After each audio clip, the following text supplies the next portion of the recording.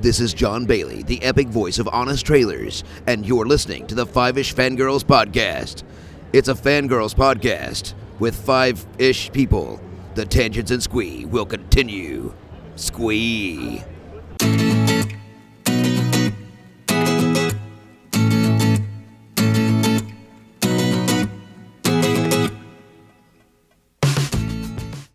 The tangents and squee continue all the way to episode 392.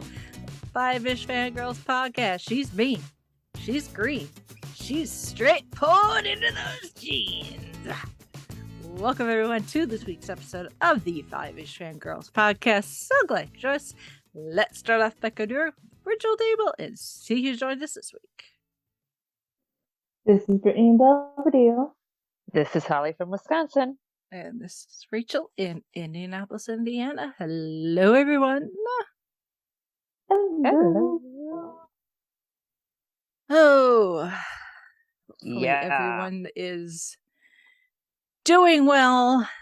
We don't have a lot in the way of news, and unfortunately, what news we have is 10 o'clock news. Mm-hmm. So first up, Robbie Coltrane, who most of us, large majority of us know him as playing Hagrid in all of the Harry Potter movies and everything Harry Potter that's come out since. The attractions at Universal. Hagrid even has his own ride now. So he appears in animatronic form. But yeah, Robbie has passed away at the age of 72. So yeah. Which, I mean, 72 is pretty good. Especially considering, and he is fully admitted to this, that in his younger years back in the this 80s ish, he had a rather severe drinking problem. So that can unfortunately have long-term effects. So 72 is not bad. To me, it doesn't seem like he was 72 is the thing. But then I think, no, it's been more than 20 years since the Harry Potter movies started coming out. So it's been 20 years. Right. Yeah. And then you've seen like the images and the stuff that people have made of like him with the other cast members that have passed away. And obviously there's some in there that passed way too young. Like Alan Rickman and the like. But then when you look at some of the others, it's like, oh yeah, it's been 20 years and some of these people were old when the movie started. So it's a kind of the curse of fandom that after so much time has passed for something that you love so much, that some of the cast members are getting to that age where they're gonna start passing away just because they're old, just because 20 years have passed. In the case of the Harry Potter films, so it's like it sucks. It's a really like kind of slap in the face of just how much time has passed. But of course the Potter family has been quite vocal in sharing their favorite memories of Robbie, Daniel and Tom Felton and the cast that's out there that uses social media. They've tweeted and posted Instagram pictures and stuff. So it's at least it's nice that there's so many of the films and therefore such a large amount of people worked on it. And since Hagrid was integral to all of them. You know, that he got to work in every single film. So he touched the lives of a lot of people. So yeah, it's sad. So, and I did share on our Facebook page the interview that I was part of on Gold Standard several years ago, where we talked to one of Robbie's non-Harry Potter co-stars, Dame Janet Sussman, who was his co-star in Nuns on the Run. So you can go back and listen to that if you like, because we is awesome. Yeah.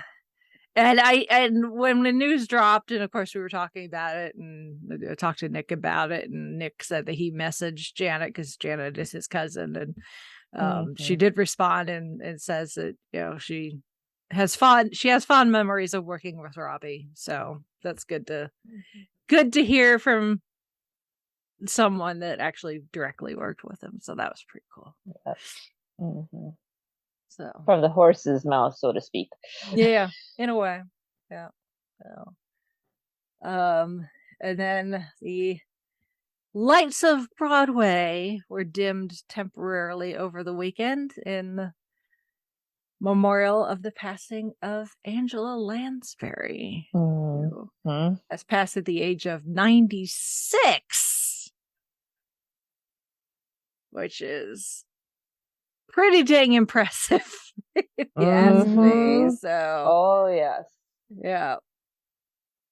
So, of course, you know, most people, depending on what age you are, I think, although honestly, I think a lot of people our age, you know, if you were stuck at home sick during the late 80s, early 90s, you probably were catching Murder, She Wrote in the middle of the day. Yes. So, yeah. So, but yeah, she's either Jessica Fletcher for a lot of people, or she's Mrs. Potts. Yep. For a good and good I happen number. to fall into both categories. Yeah. Very happily. Yeah. So, although, yeah, she started her career at the age of 17 in Gaslight, the movie Gaslight, which I have seen, and it's rather wild to see her so young. Yes. But yeah, she started there and just kind of took off from there. Of course, she also has a very, very long standing career in the theater, especially musical theater. Gypsy, of course, Sweeney Todd. She's played Mrs. Lovett. I think a couple of times, actually. So, and then of course she did Murder, She Wrote for 12 seasons. So that's quite a bit. And then, you know, obviously the voice of Mrs. Potts in Beauty and the Beast, which we discuss in our Beauty and the Beast episode, which we did last winter. I think. And if you're looking for a little kind of a treasured gem of a Disney movie, Bedknobs and Broomsticks. Yeah, a lot of the Disney fans are like, everybody's like, all the younger folks over here talking about Beauty and the Beast, but those older folks are like, no, she did Bedknobs and Broomsticks first. Yep. Like, yes, I know. It's music by the Sherman Brothers. So, but yeah, she was a staple of musicals, both on stage and screen. One of her most recent appearances that's out is she is in Mary Poppins Returns, which I think is rather cute. But she does have one more guest appearance that has not been released yet. Apparently, she is in the new Knives Out sequel. So when Glass and Onion comes out next month, that is going to be Angela Lansbury's final appearance, as far as what I've read. So, but yeah, 5 Tony Awards, as well as a Lifetime Achievement Award, 6 Golden Globes, and a Kennedy Center honor. Not bad. Not bad. Wow. Yep. So, yeah, there's that. That's our 10 o'clock news. That's all we really had as far as fandom news. So really just what we got left is some housekeeping. Some convention related bits of news, because convention season is not over. Not by a long shot, actually. So I am actually going to be at Starbase Indy this year. Nice. So if you are around, it's the weekend after Thanksgiving. Obviously that overlaps with Chicago TARDIS, unfortunately. But yeah, if you happen to be in the Indy area the weekend after Thanksgiving, Starbase Indy, nice little convention. Overlaps quite a bit as far as the people who help run and organize it as in conjunction. So if you look at the schedule and the guests and stuff, they do have some Star Trek celebrity guests, but they also bring in like scientists and astronomers and all, people from different STEM, branches of STEM, to talk about nerdy, science-y subjects and the like. But yeah, I'm gonna be doing a couple of panels. So Cool. the schedule's on the website. Hopefully it won't change a whole lot. So keep an eye on the schedule. I know I will, so I end up at the right place at the right time. But I will probably post something like right before, when I know that the schedule is more than likely locked in, to where you can find me, at least as far as panels are concerned. I won't have a table or anything, so I'll just be wandering and visiting other panels when I'm not in one of mine. So, but that's rather exciting. And then as I mentioned last week, I just as a fan, I am going to be attending GalaxyCon in Columbus, Ohio, which is the first weekend of December. So I'm gonna have back-to-back busy weekends right after Thanksgiving. And unfortunately they've had a few cancellations as far as celebrities are concerned, but never fear, they have managed to fill at least one of those holes with Rosario Dawson Nice. to GalaxyCon Columbus. So yes, live action Ahsoka Tano, among other things. Obviously, she's also part of the MCU. Helped stitch up a few of our Defender friends, or at least try to in some cases. So there's only so much you can do when Luke Cage has unbreakable skin. So yeah, that's good. I think that should be fun, considering Ashley Eckstein is also going to be there. So you're going to have animated Ahsoka Tano and live action Ahsoka Tano at the same convention. So that is quite exciting. So you can go check information on tickets and all of that on the GalaxyCon website. This is turning into a very, very busy and expensive con. I'm rolling with the fact that I don't need anything for Christmas or our anniversary. And if I need to start spilling over into pulling favors because my birthday is in mid-February, so be it. You're willing to do it and happily. I'm willing to do it, especially considering it's a big birthday. So. Yep. And then in the podcast feeds, new episode of Gold Standard, the Oscars podcast, episode 61, where we talk about Rain Man. So, talking Tom Cruise for the first time and Dustin Hoffman for the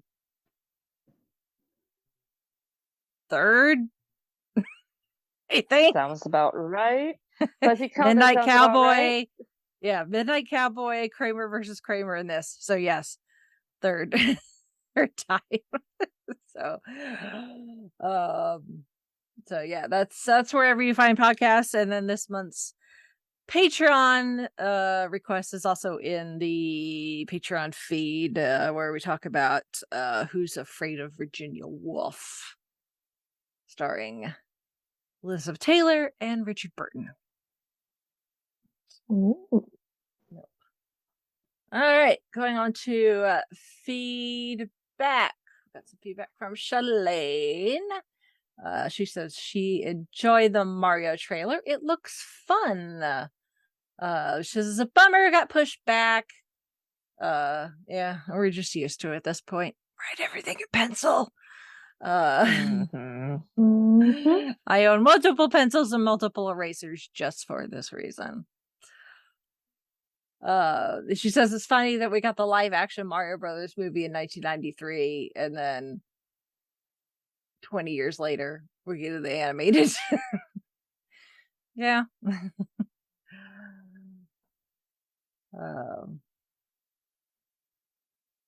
She says she loves Lilo and Stitch. She says it was her favorite Disney movie when she was younger. So she remembers seeing the commercials with Stitch going in and messing up the other classic Disney movies and thought they were hilarious. Yeah. So she also watched the TV series and loved it as well.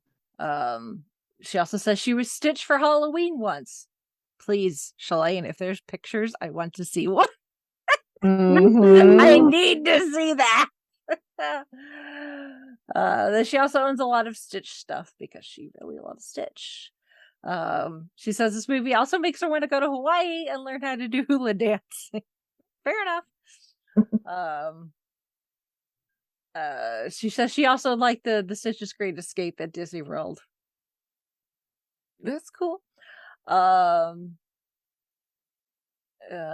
She says, oh yeah, she talks about some of the stuff that they changed.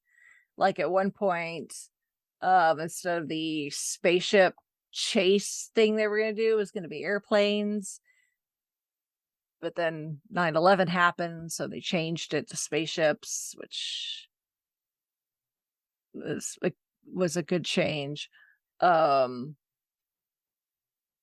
And then she also mentions that the part where Lilo is hiding from Nani and she's in the laundry room. I guess at some point, originally, Lilo was hiding in the dryer and they changed it so now she's under a table and using a pizza box to hide herself. I could see why they changed that because you don't want to encourage kids to hide in appliances. That's bad. Don't climb into washers, dryers, refrigerators, freezers. Appliances are not hiding places, kids. So I have a story about that with my own friends. Somebody climb into something and get stuck? No. Well, sort of. One climbed into one of my dryers at my old house. And another friend, I guess, didn't realize he was in there, turned it on, and all we heard was a thump. No. Ouch. Yeah, and then like ever since we've been like teasing both of them about like, Yeah, appliances are not hiding places, kids. nope. No bueno. Oh. No entree.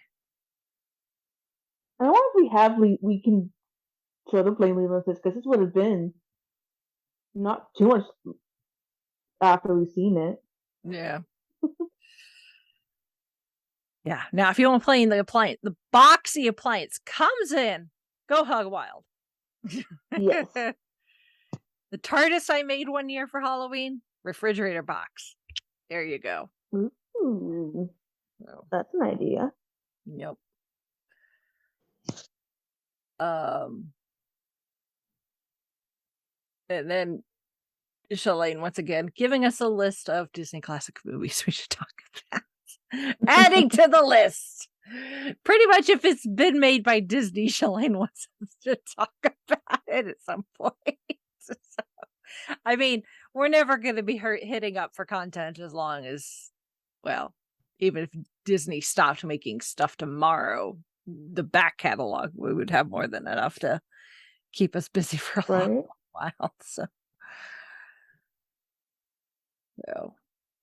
but thank you, Shalane, for your feedback as always, and adding to our lists. So, well, keeping it in the House of Mouse, away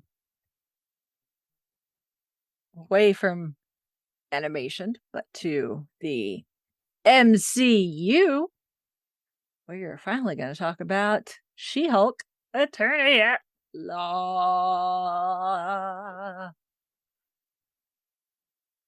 The most Deadpool-y, non-Deadpool entry into the MCU we've had so far. I've had this conversation with so many people when talking about I would probably say this has also been one of the most divisive entries so far. I don't want to say that because I think I'm giving too much credit to the noisy trolls. And the especially noisy trolls are just especially loud, but like population wise, I don't think there's as many of them as they think there are. But at the same time, there's enough of them that Marvel was like, fine, you're gonna be like that, we're gonna point it out.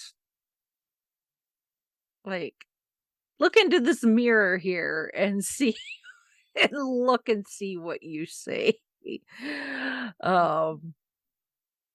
So I don't want to give too much attention to the noisy trolls because that's just what they're trying to do. They're just trying to get attention, and we, just like any other bully or whatever, that's what they feed on. So we don't need to give them any more attention than they already have, considering Marvel has done it for us, essentially.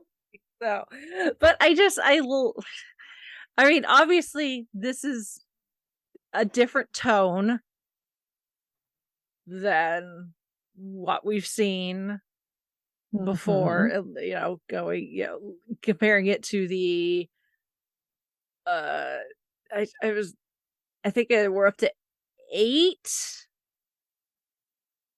MCU series, mini series on Disney Plus, I think is what I counted at.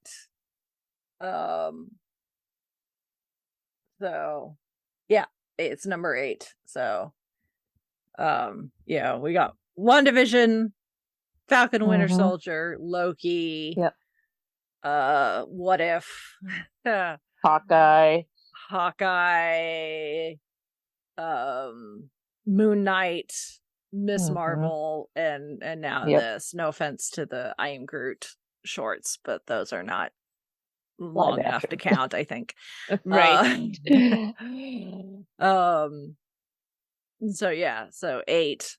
Um and when you think about all of those, I mean they're all so different and yet they still work, Mm-hmm. Mm-hmm. which is I just love how they're taking and making these series built around these comic book characters that are already established. And I don't really read the comics, but from what I understand, this is actually very accurate to the She-Hulk comics.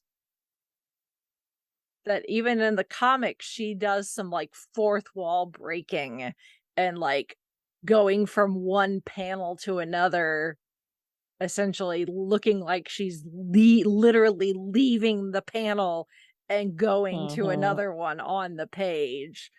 Um, so this is actually very accurate to the character. Mm-hmm. It's just obviously doing it live action, especially with what Right. we can do with special effects these days. They can take it and ramp it up to 11. Mm-hmm. So, um, but it did. I found myself just like going into each episode, just being like, okay, what are they gonna do next?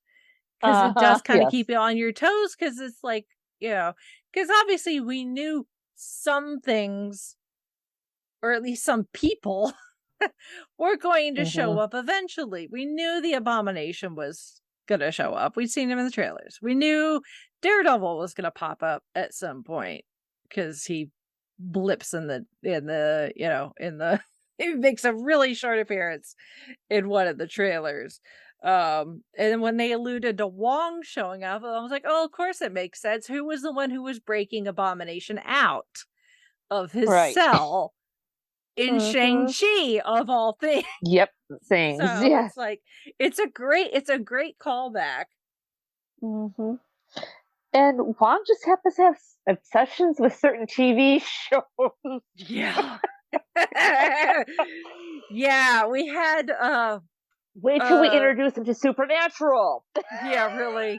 What's funny is we had uh Maureen Van Zant on Gold Standard again. She was on our Rain Man nice. episode.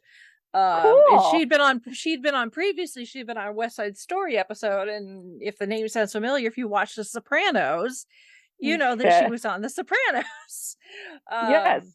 So after we were done recording the Rayman episode, we were chatting with her, and we talked about the fact that The Sopranos gets name dropped and referenced several times in She-Hulk, and she had not seen it. She's actually never sat down and watched The Sopranos. She's one of those actresses that doesn't like to watch the things she's been in, which is totally fine. I get that. Mhm. And she's married to little Stevie from the E Street Band, correct? Mm-hmm. Aha! But yeah, she didn't know that the Sopranos had suddenly got like a little blip in the public reminder of things that have happened in pop culture. Oh yes, and it So- was a quasi major spoiler for those. I mean, sure, The Sopranos has been off the air for quite a bit, but Yeah, statute of limitations. it's a TV show about gangsters. People die. Die. Yeah. Exactly. Yes. It's kind of like with Those Game of things happen. Thrones. It's kind of like with Game of Thrones now. Don't get attached to anybody because odds are they're going to end up dead. So Sopranos was doing it before Game of Thrones made it cool with dragons. Exactly. Yes. Yeah. And sometimes a cannoli is not even involved. Yeah. Nice Godfather Take that, reference Godfather. there, Rach. Yeah. If I had my choice of either sitting down and watching Godfather or The Sopranos, I'm going Sopranos. Yeah. I mean, once you take the runtime of the entire Godfather series, it might equate to the entire run of the Sopranos. 3 movies versus all the seasons of the Sopranos. Anyway, we digress. Back on topic. Yeah, I just think it's funny, the Venn diagram of like, yeah, we bring Wong into She-Hulk because the Abomination is in there, and then Wong apparently is late to the game and learn about the Sopranos, and I just happened to be on a podcast episode with somebody who was on the Sopranos, so yeah, it's a small world. It's all connected. Yes, it is. It's all connected. But yeah, I mean, and because it's not just She-Hulk, it's She-Hulk Attorney at Law. While they were, what's funny is they were, in theory, building up to something kind of big. That wasn't the point. The point was that she is someone who ends up with superhero powers, but doesn't necessarily want the superhero life. It's just sometimes the powers come in handy. She and Jessica Jones need to sit down. Now that she and Matt Murdock are friends. More than friends. Matt needs to start handing out phone numbers to people. Although Jessica may not appreciate that. Knowing my girl, but whatever. She might have a word or two about that. Yeah. But yeah, she's the fact that we finally got to like the season finale, and they tried to do this like huge, big, major. It's all been leading up to this type thing, and she literally breaks the fourth wall and be like, "No, we're not going to do this. That's not the point." He's like, yes, I have superpowers. Yeah, I may use them occasionally when, the needs arise. But she's like, I'm a lawyer first. She's like, I didn't spend all this time going to law school and earning my license to practice law and pass the bar exam to suddenly be running around in spandex. Because some person's got a bee in their bonnet that they should have superpowers too. I love that they did that, because it was getting kind of formulaic, where it's like, trying to steal her blood, and suddenly they got the sample of her blood, and they're able to create their own version of the serum, and oh no, the bad guy's got powers too. And it's like, how many times have we seen that? I mean, that's almost literally the plot of the Hulk movie, where the Abomination comes from. Yeah. Is the bad guy is like, I should have powers too. And that's how we end up with the Abomination. So, it's like, no, we don't need to keep the formula going, because that's what's made the MCU so good, is they've not gotten stuck in the form. Yes, that we have said some formulaic things, but it's not just cookie cutter after cookie cutter after cookie cutter. And say a supposed redemption arc for the Abomination kind of surprised me, but we'll see how long it lasts. But I kind of bought it. I bought it. Yeah, I love the group support. Yeah.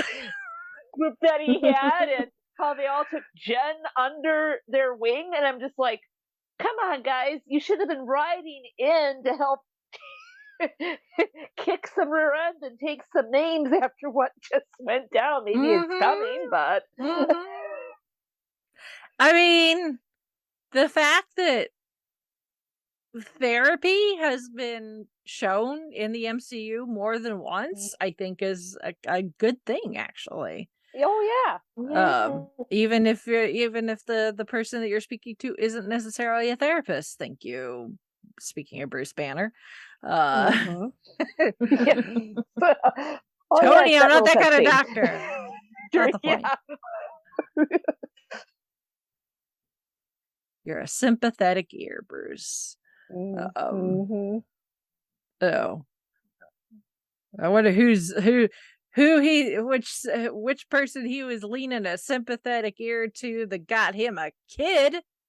That's a plot twist I did not see coming. See coming? No. Right? Okay, wait a minute. Which apparently is straight out of the comics. I can't remember which one I saw it mentioned, but I can't remember what comic it was off the top of my head. But it's like, is his son just full Hulk? Or can he transform too? Because it's like either Bruce found him a hell of a woman. Right. Who can get down with the Hulk and carry a Hulk as far as pregnancy is concerned, or the kid maybe is a test tube baby? Like Bruce really or is it kind of or it's kind of a la the doctor's daughter? He stuck his hand in somewhere and some genes got combined. Maybe kind of like how Jen got her powers. It was just kind of a freak thing. Yeah. But yeah, that was a plot twist I did not see coming. Although they did, I wonder if that's who they were alluding to when Jen was talking to Kevin. Ooh, possible. Where Kevin was all like, "But can we do this?" And she's like, "No." "Can we do this?" "No." He's like, "But we were going to introduce." "No." Yeah.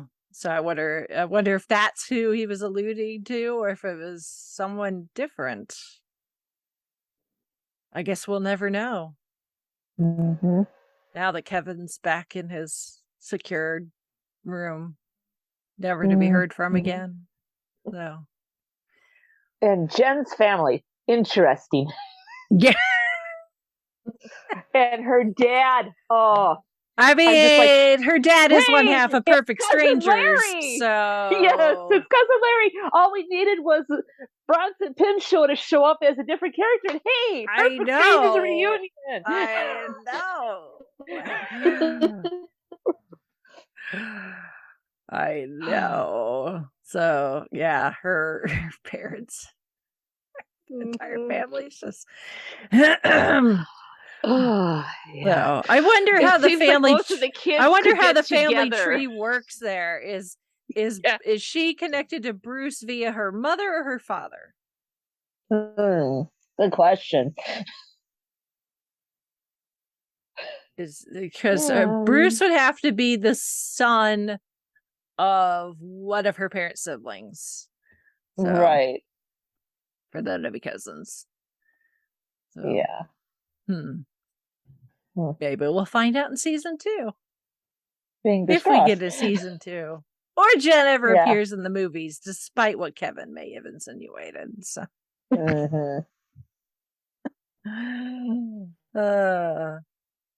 And Sean from Caption Life on his TikTok. Was it TikTok? No, this is Twitter. That asked, what would Feige stand for? The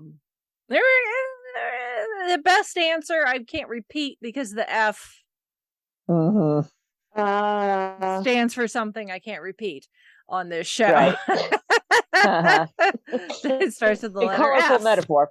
Yes. But it actually worked. It actually worked if you put Kevin Feige together.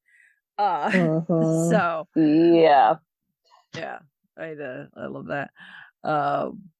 So, and of course he had tweeted, if you haven't watched it yet, don't watch it with the captions on.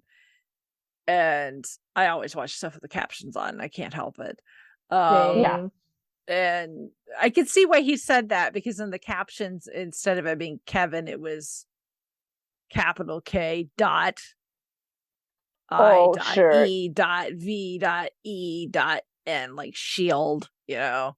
Right. Yeah. So yeah, I could see how that may be, because if you just heard Kevin and the hierarchy as far as the actual company is concerned, you'd be like, oh my god, is Kevin Feige actually gonna make an appearance? That would have been hilarious. Right. Yeah. But no, it's a robot, and it's essentially Jarvis for Marvel. Or real life Jarvis, which is hilarious in itself, actually. Yes. Hopefully Kevin will not commit Hal-like tendencies later on. No kidding.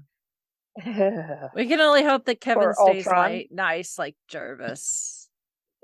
Yes. So, I mean, even after Jarvis became Vision, he was still good. Right. So, yes. We can only hope that there is a good robot. Good robot. If you're going to be our robot overlords, I'm fine with it. We don't. Kevin, not Skynet. Right. Yes. So yeah, but that was really hilarious. The entire thing. So, her literally climbing out of the Disney Plus menu screen. I was going there for that I was like, wait a minute, did my internet just, I was like, oh, okay, we're breaking the fourth wall here. All right, I like this. Phew! Yeah. Yeah. Oh, I love it. I love it so much. So, we had a nice collection of kind of like cases of the week, which was fun. Not just for Jennifer, but some of the other people at the law firm. You've got Titania. Yes. Oh boy. Yeah. I couldn't help I kept when I see her, I kept thinking of Good Place. Said just recently binged out one. Like, wait a second. You're roboting, Brittany. You're roboting. I think my internet went. I'm sorry. Yeah, it's okay. Repeat what you just said. You just said. I was saying, whenever Tatiana popped up, I'm like, wait a second, because I seen Good Place, The Good Place. Oh yeah. And she's one of the characters in that. I'm like, oh, wait a second. Yeah. As someone who was really into like the beauty influencer part of like YouTube for a while there, back in the like early teens, 20 teens. I totally get what they were doing with Titania. Yeah. And the fact that she's just like super strong. Yeah. So she's like, I can do whatever. It's like, you can't push me around because I can literally push you around. And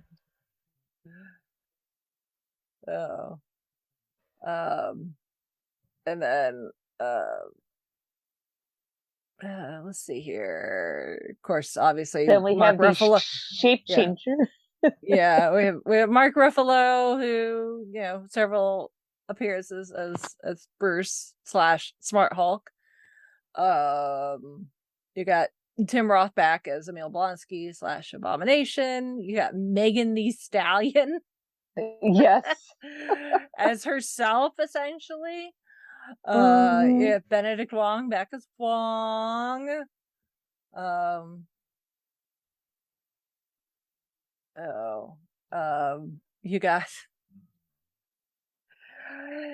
You got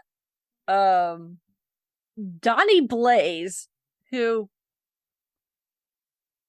crappy magician that just happens to get his hands on a sling ring and proceeds to cause havoc.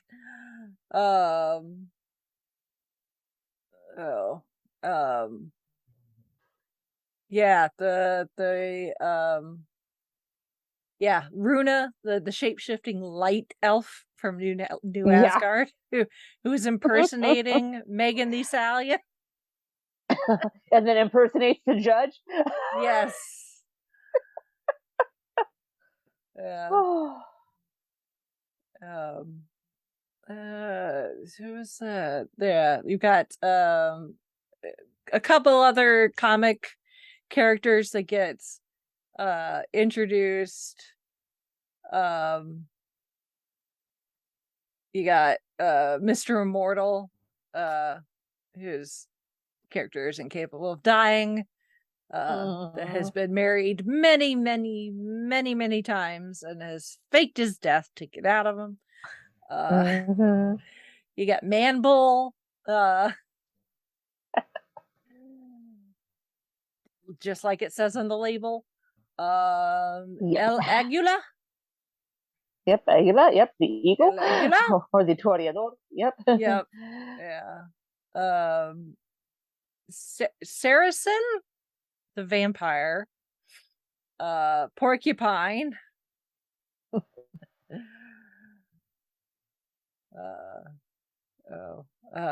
We've got of course Kevin.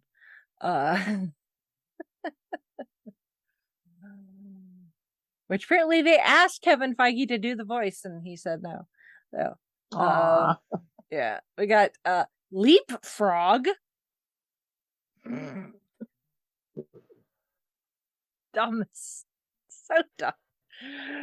I mean, well, Rachel Frogger was taken, so yeah, that's true. That's true.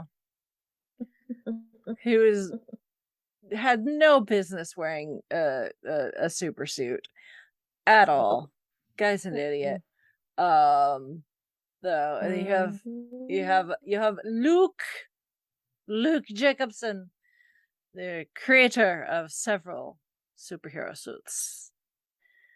He is the go-to man. He is the Armani, the Louis Vuitton, the Chanel, the Stella McCartney. the Stella McCartney, the whoever go-to person when you need a superhero suit. Once you get past the very obvious bootleg Avengers merchandise. Avengers, yes. Or the Avengers. Yeah. Which people really want Marvel to make, and they really should. They should they should trademark those. I mean, I think they have because they used them in their show. But it's they really should get on making merchandise like that, because then it'd be hilarious to see people like out wearing those, wearing those, and then having like people's like mom or grandma that is not into it be very confused and be like, I thought it was the Avengers. And not get the inside joke.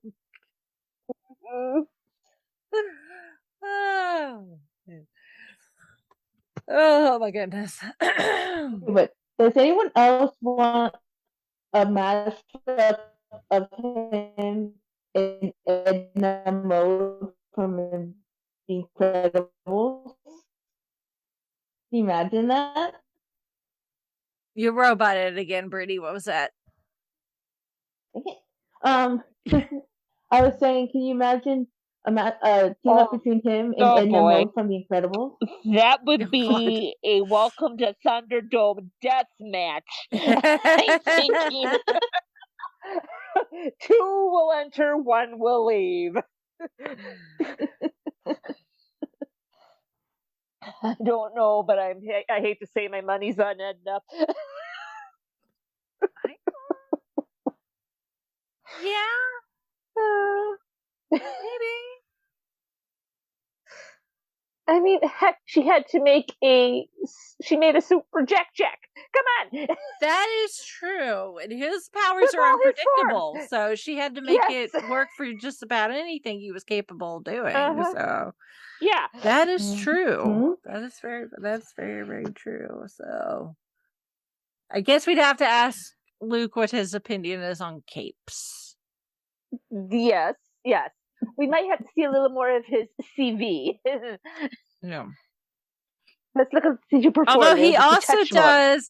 Although he doesn't do just super suits too, he does regular clothes too. I mean, he helped Jen get some work clothes for work that would work whether she's Jen or She-Hulk.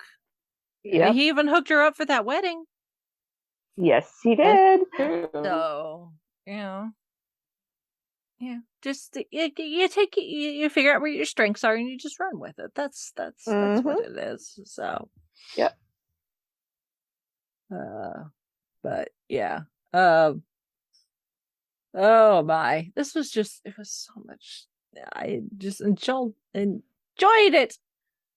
Yeah, so much. It was so entertaining. And it's nice to see Tatiana Maslany back on screen. I mean, I loved her work in Orphan Black, so it was nice to see her back. Yeah, see, and I haven't had a chance to watch Orphan Black yet, so it's good. It's really good. It's good. Yeah. I've gotten that impression. I just haven't had a chance to getting around to watch it, but I really, really enjoyed her in this. I mean, she does such a good job of being serious when the need arises, but she can be extremely funny. Oh yes, too. Oh yes, and not just as Jen, but when she's in She-Hulk form. Yep.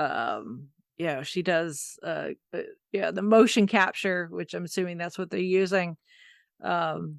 Does a really good job of making sure her personality still shows through. Again, it's something we have the advantage of them doing this now with the technology we have available to us, to be able to do a character like her, that until Bruce figured out how to do Smart Hulk or Abominate someone like the Abomination, when they turned, they were just mindless and just went off in a rampage. I mean, that's why Tony eventually had to put the Hulkbuster up in space, so it would be ready when the need arose. Life can only take you so far. So to be able to be able to have these characters have more personality is a testament to the technology that they use to make them come alive in the first place. So even if they did have to get to the point where she was transforming off camera because team the special effects team had moved. But in those those last few, they're putting those last few little tweaks on Black Panther Wakanda Forever. I love that they just put just a little bit of the Black Panther music in there. So it was almost like if you weren't paying attention, you would miss it. Kind of like the when they brought Matt in. We got just a little bit of the Daredevil theme. Because it's like these episodes aren't even a half an hour long. These are like 22 minutes long. So it's like, oh, we're gonna get Daredevil. Yeah, we'll give you Daredevil, but we're gonna give you like 3 seconds of the Daredevil theme and like a quarter of a hallway fight, because that's all we have time for. Right, yeah. He gave it. He was like, as soon as the shot established itself, I'm like, oh, hallway fight, and then Jen pops through the ceiling in the hallway, and I'm like, no, the show's only like 20-minute episodes. Yeah, we would need to cut the hallway fight short. We don't have that kind of runtime for a full-on Daredevil hallway fight. Nope. I mean, Jen's math wasn't mathing, but she had a point. Yep. When Matt was like, just wait here for like 20 minutes and I will take care of all the bad guys. And she's like, why would I wait that? Why would you take that long? Are you handwriting out the invitations for the fight? Like Jen, let's show you some of the hallway fights. That's why, because it looks really good. Right? Oh my goodness. Oh, so funny. Oh, I loved it. Oh. Ugh. Got tears in my eyes. Mm-hmm. Oh. And then she and Matt got a little wow chicka wow wow. Which, I mean, can you blame either of them? They're both good-looking people. They're both superpowered. They're both lawyers. I mean, they both get it. They get the situation. They know what it's like both to be a lawyer and also what it's like to have superpowers. So, I mean, even if it doesn't turn into something permanent or long term, you know, if you're gonna do a little you know, friends with benefits type thing, you might as well be with somebody who gets where you are at life and what's going on. Yeah. So, although it seems like her family really likes Matt too. Which is a plus. So maybe Jen will pop back up when Daredevil Reborn gets around to being released down the line. So, although that could get awkward between Jen and Karen. Just saying. That was a discussion I had with Nick recently. They were talking about how the trolls were like, oh my God, how can Matt Murdock do that? Like, first of all, he may be Catholic. He's not a saint. He's human. And humans have certain needs sometimes. Second of all, have you seen Elektra? What do you think she and Matt did when they were not on screen together? Cuddle? Right, exactly. Yeah. No. I mean, if anyone should maybe be mad that Matt is getting a little something with anybody, it should be Karen, because she and Matt never got that far. So, but that's Karen's fault. She's the one who dumped him. So she only has herself to blame. Yep. Just saying. But yeah, no, it was still fun to see. I mean, we saw Charlie in Spider-Man No Way Home. But to see him come back and in Daredevil form was rather entertaining. So. Yeah.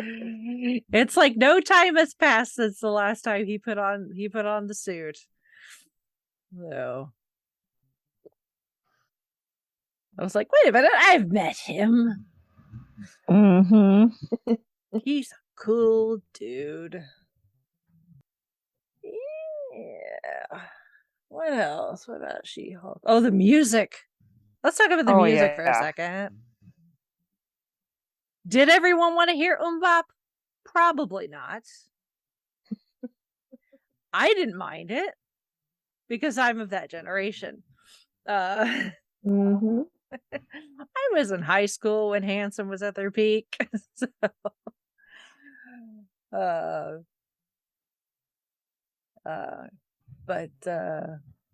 yeah, I will put a fresh link in the show notes to my Spotify Ultimate Awesome Mix So I've put most of the popular music that was used on She-Hulk in there. Not all of it's available on Spotify, but like 95-ish% of it is. So you can go and listen to my ultimate awesome mix, which is my Spotify playlist of all of, or at least most of, the popular music that's been used within the MCU. Everything from Hooked on a Feeling, which got a nice resurgent with Guardians of the Galaxy, all the way up to stuff that was used on She-Hulk. So that includes Bop. It is on here. Just saying. I even if you put it on shuffle, it's bound to come up eventually. I mean, it's got 218 songs on it at this point. It is almost 14 hours long. Right. So obviously Awesome Mix 1 and 2 helped build that up really quickly. Yes. But there's been a lot of actually popular music, more than you might realize, has been used within the MCU. And yes, I even have stuff from Deadpool in here because he may not be here quite yet, but he's coming. So to me, it still counts. So yes, 9 to 5 by Dolly Parton is also in my Awesome Mix playlist, among other things. Oh, that's the MCU for you. Everything from AC/DC to Dolly Parton to Hanson and a whole lot in between. I especially like one of the closing songs on the final episode. Missy Elliott, Run This World. I love that song. Plays at my gym like all of the time.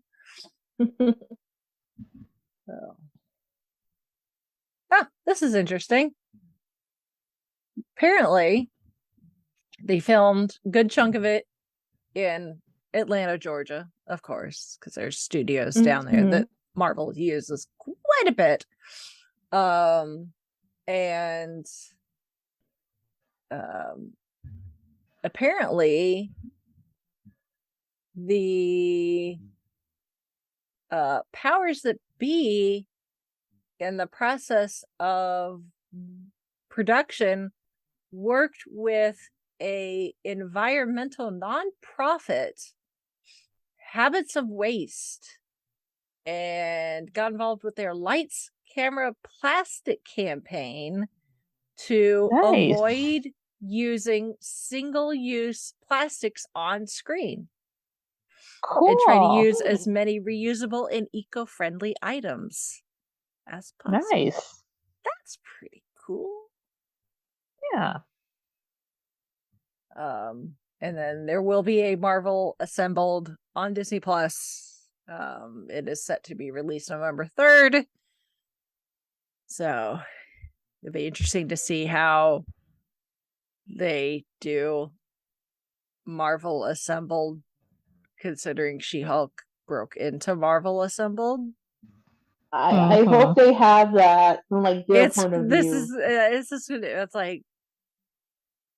That's like fourth wall. There's a quote from something, or it's like I think it's Deadpool, actually. He's like, that's like 16 walls. Fourth wall within a fourth wall? Fourth wall, yes. yeah. It's like, that's like 16 walls. This is, oh my goodness. Yes. So, yeah. So I guess we'll just have to wait and see where Jen pops up again, whether it's in a film or a different Disney Plus series or elsewhere. I'd imagine they were probably poking the bear a little when Kevin was telling Jen that she would not be appearing in the movies. Because get She-Hulk into something where it's got a movie budget for special effects, and I think she's really gonna shine. I really, really enjoyed this, but get her on a bigger scale with a bigger budget, and I think they can do some pretty amazing things. So it's just they got to find the right fit for her, whether she ends up becoming one of the new Avengers just because she reluctantly does, more than likely. So the fact that she is on the West Coast, and there are West Coast Avengers, so it is possible, but so many of our heroes are still East Coast if they're in the United States at all. Because I'm like, we got Daredevil back, he's still in Hell's Kitchen. Miss Marvel, she's in New Jersey, so at the moment, Captain Marvel, she's in New Jersey. It's time to have a meeting at the river, so to speak. I mean, even in Hawkeye. I mean, obviously, a lot of that takes place in New York City, but his family farm is up somewhere in the country part of New York, upstate New York ish. I mean, the Avengers campus within the MCU is upstate New York. So, there's still so many of them that are East Coast based, other than Ant-Man. I mean, he's in San Francisco. The only one I can think of. Ant-Man's the only one I can think that's West. Yeah. So it'll be interesting because it would need to make sense geographically. So, I mean, they did. Yeah. The reasoning for Matt coming all the way over to California, if it wasn't if it wasn't for that particular person, this person who makes superhero suits, it's someone who made a suit for him. It almost probably could have come off as contrived, but it makes kind of sense. So I'll take it.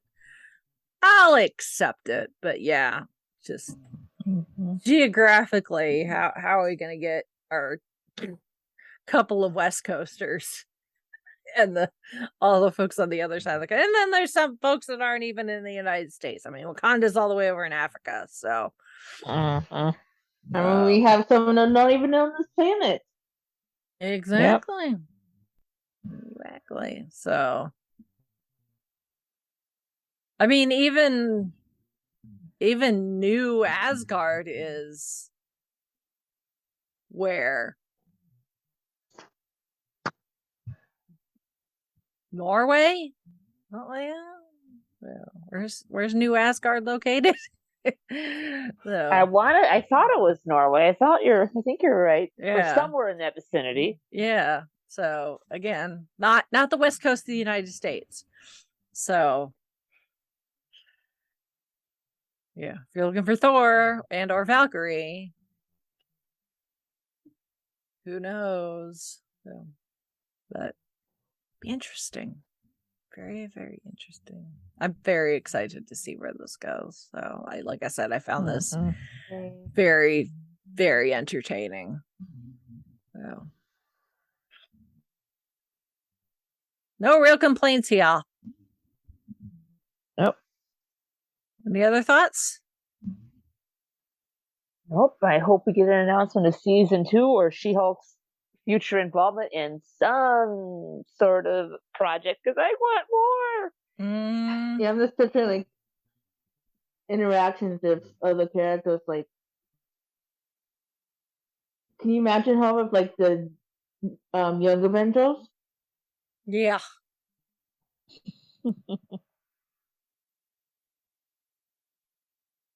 Or Yolanda? Yeah. Man.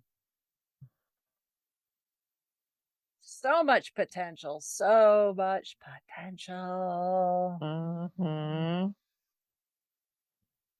All right, well, if any of our listeners want to give their feedback, you can do so by sending us an email, fiveishfangirls@gmail.com, or you can go to our website, which is the5ishfangirls.com, where you can connect with all of our social media accounts, Facebook, Instagram, Twitter, all of those things. You can also find links to our Doctor Who Goodreads book club, where each month we talk about a different either Doctor Who book or audio from Big Finish. So you find the discussions there for both the current and past. If you would like to financially support us, please do not do so if you cannot, especially with the holidays coming up.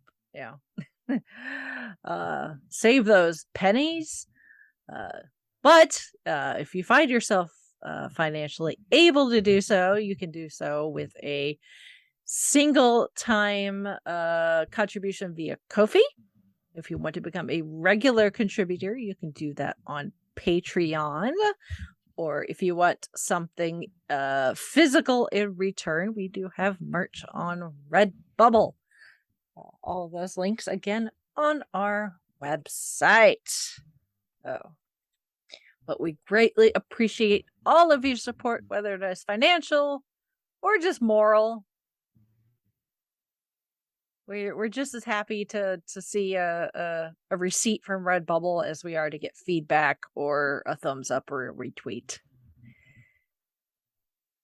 We take our warm fuzzies where we can get them. Mm-hmm. So unless anyone has anything else, we shall sign off for this week. This is Brittany and Sylvia saying goodnight. This is Sally from Wisconsin saying good evening. And this is Rachel in Indianapolis, Indiana. Yeah, that's what hosts do. We smash things. Bruce smashes buildings. I smash fourth walls and bad endings. And sometimes Matt Murdock.